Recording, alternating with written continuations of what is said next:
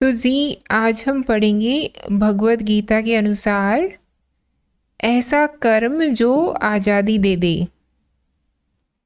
श्रीमद् भगवत गीता अध्याय 3 श्लोक 5।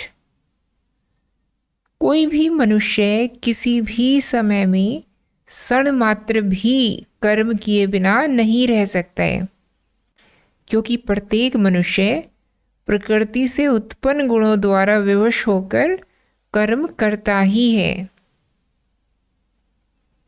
अब एक प्रश्नकर्ता का सवाल है, कृष्ण यदि कह रहे हैं कि सब कर्म प्रकृति के गुणों से वशीभूत होकर ही होते हैं, तो फिर कृष्ण अर्जुन को कर्म में क्यों भेज रहे हैं?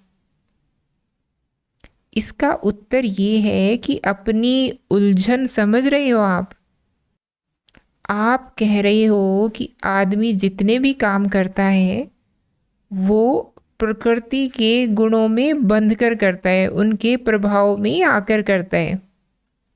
जब सब कर्म प्रकृति के प्रभाव में आकर ही होते हैं, तो फिर कृष्ण अर्जुन को क्यों कह रहे हैं कि कर्म कर? कर्म में जो अपवाद होता है उसका नाम है यज्ञ। सब कर्म प्रकृति के वशीभूत होकर होते हैं, लेकिन यज्ञ नहीं होता। संपूर्ण अध्यात्म ही अपवाद तलाशने का ही तो अभियान है ना।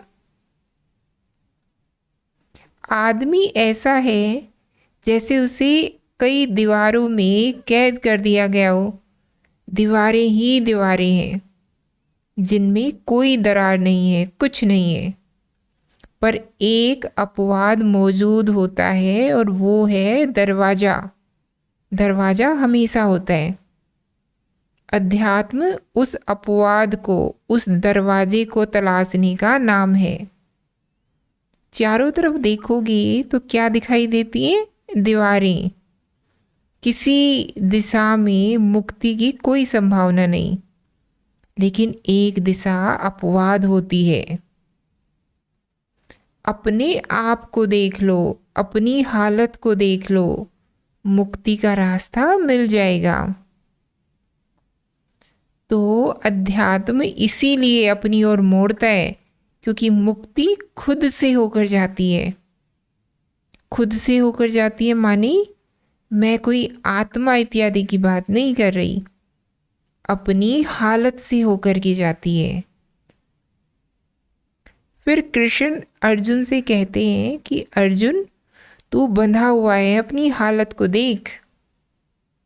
अर्जुन, अगर तुझे राज्य का लोभ होता और उस समय तू कह रहा होता कि हे केशव, मैं राज्य के लोभ से मुक्त हो गया, मुझे धन संपदा, राज्य, कीर्ति, पद प्रतिष्ठा नहीं चाहिए, मुझे जाने दो, तो अर्जुन मैं कहता साधुआ जा, क्योंकि तूने स्वयं को जीत लिया।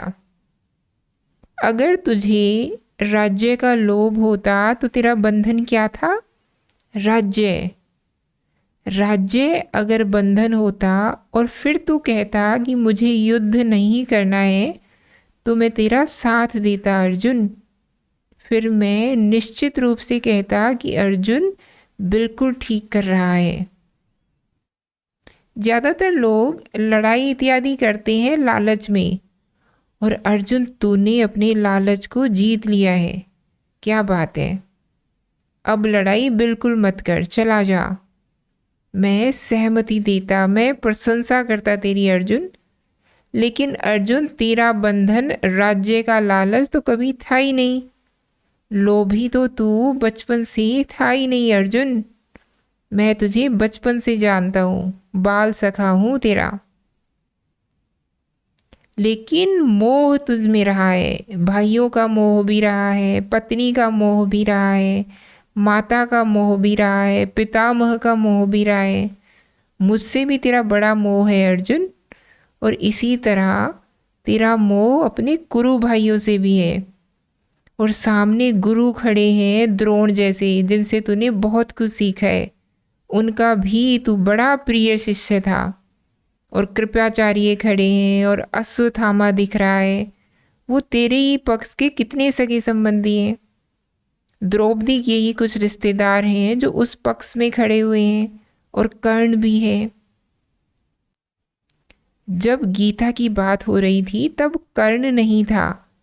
महाभारत के आरंभिक दिनों में कर्ण मैदान पर नहीं था, पर आना तो था ही। यह तो तय ही था कि कर्ण उतरेगा, आज नहीं तो कल।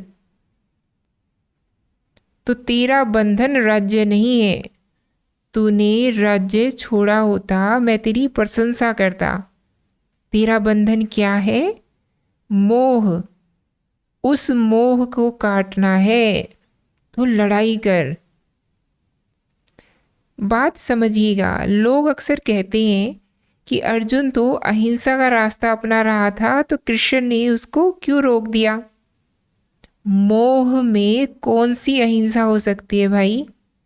जो मोह में बंधा हुआ है वो अहिंसक कैसे हो सकता है? तुम मोहवश दूसरे पर तीर ना चलाओ तो ये अहिंसा हुई क्या?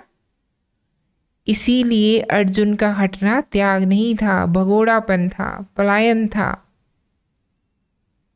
तो कृष्ण ने कहा कि तू राज्य नहीं त्याग रहा, तू मोह को त्यागने से इनकार कर रहा है। अर्जुन दिखा यूं रहा है कि जैसे वो राज्य त्याग रहा है, वो राज्य नहीं त्याग रहा, वो मोह को त्यागने से इनकार कर रहा है। तो कृष्ण कहते हैं कि ना, मोह बंधन है और बंधन में तो तुझे मैं जीने नहीं दूंगा। लड़, और तेरे लिए उचित कर्म यही है कि तू अपने बंधन काट। तो अपवाद कहाँ से पता चलता है? सब कर्म प्रकृति करवाती है। अपवाद कर्म कौन सा है? जिसमें तुम कर्म करने वाले की जंजीरें काट दो। प्रकृति कर्म कैसे करवाती है आपसे? आपको जंजीरें पहना पहना कर। माल ढुलाई के लिए जो जानवर इस्तेमाल होते हैं, देखा है आपने उनको? कभी उनका मुंह बांध दिया जाता है, कभी उनके आगे के दो पाँव बांध दिए जाते हैं, कभी उनका गला बांध दिया जाता है। बांध बांध कर काम कराया जाता है ना, बांध करके काम कराया जाता है। तो प्रकृति हमसे ऐसे काम करवाती है। इन कामों का एक अपवाद है, वो जानवर अपनी ओर मुड़ जाए और कहे कि अब एक आखिरी काम करूँगा। जो ये मेरे आका बने बैठे हैं, इनके लिए तो मैंने बहुत काम कर लिया, जीवन भर इन्हीं के लिए माल ढोता रहा। एक आखिरी काम मैं अपने लिए करना चाहता हूँ, और इनके लिए इतना कुछ कर दिया तो थोड़ा अपने लिए तो कर ही सकता हूँ, ताकत तो है मुझ में। वो क्या है आखिरी काम जो अपने लिए करना चाहता हूँ? अपवाद कृत्य क्या है? इतना बोझा ढोता हूँ तो इतनी ताकत तो मुझ में होगी कि ये जो बंधन बांध दिए हैं इनको तोड़ ही दूँ, काट दूँ, फाड़ दूँ। ये अध्यात्म है। काम तो कर रही हो, एक वो काम कर डालो जो आज़ादी दे दे। तो जो संशय हुआ है वो समझा जा सकता है, लेकिन कृष्ण कहीं नहीं कह रहे कि मात्र प्रकृति के वशीभूत होकर ही कर्म हो सकता है। कृष्ण के वशीभूत होकर भी तो कर्म हो सकता है ना। बड़े सुंदर तरीके से कृष्ण एक जगह पर कहते हैं, या तो मेरी सुन लो या मेरी माया की सुन लो। वो ये भी नहीं कहते कि या तो मेरी सुन लो या माया की सुन लो। वो ये कहते हैं कि या तो मेरी सुन लो या मेरी माया की सुन लो। सुनोगे तो तुम दोनों स्थितियों में मेरी ही, पर मैं सामने खड़ा हूँ तो सीधे सीधे मेरी ही सुन लो। वो आज़ादी का थोड़ा छोटा रास्ता है, आसान रास्ता है, सुविधा रहेगी।